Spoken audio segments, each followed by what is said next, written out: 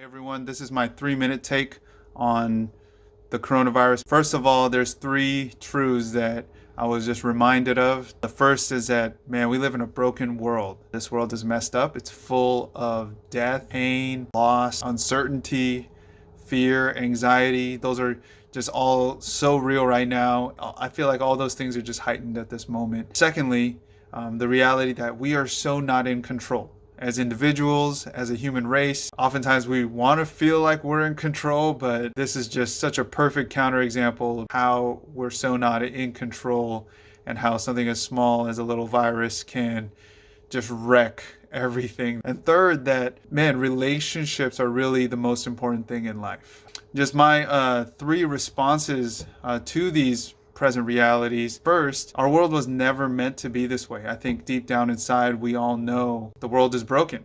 By definition, nothing broken ever starts off that way. The Bible tells us that when God created the world, it was good, and he put mankind in charge. And when we turned away from God, that had consequences, which included death, illness, pain, fear, and anxiety, and all these things. But deep down, we know that this isn't the way it's supposed to be. Secondly, the truth that we're not in control. Man, we are so not in control. It's God who is in control. And so much of this, I believe, is purposed for us to realize that our control over life is just an illusion. The saying, you control your own destiny, it's just not true. I think this proves it. And third, that relationships are what matter most. I think we realize that so many things that we thought matter don't matter, but the most important relationship we need is the relationship with God.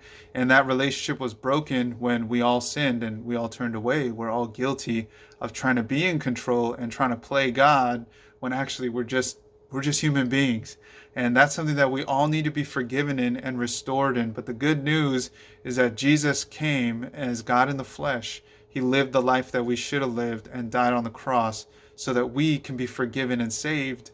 And this is a perfect time and reminder. Look to God, look to things higher, look to things beyond the temporary. Really look in yourself, but also look outwardly to God and know that his desire is for us to repent, for us to turn away from our own ways, stop trying to play God and be saved through his son, Jesus Christ, and really embrace his love as his children. As a Christian, because I know that relationship is solid, I have this peace and this hope that the world can't take away.